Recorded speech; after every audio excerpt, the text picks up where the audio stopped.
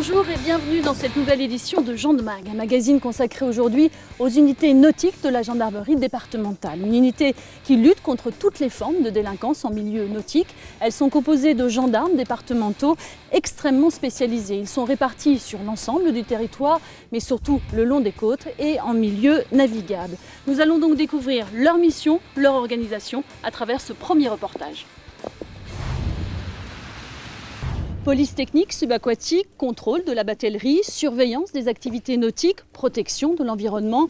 On vient de le voir, le champ de compétences est très vaste. Alors pour acquérir toutes ces connaissances, les gendarmes des brigades fluviales et nautiques doivent suivre un parcours de formation très complet aux quatre coins de la France. Regardez. Bonjour, vous êtes le gendarme Marmet, vous êtes directeur de stage de la formation TIS.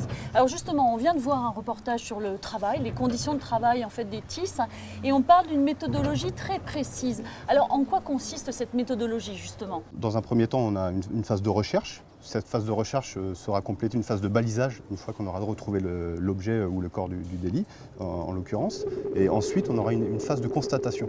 Bien souvent, il y aura une rotation. Les personnes qui font la recherche-balisage ne seront pas les mêmes qui feront les constatations. Les gendarmes des brigades fluviales et nautiques sont ponctuellement épaulés par les experts matières des offices centraux, mais aussi par le personnel du commandement de la gendarmerie des voies navigables, ce qu'on appelle le CGVN. Il est situé à Conflans-Sainte-Honorine.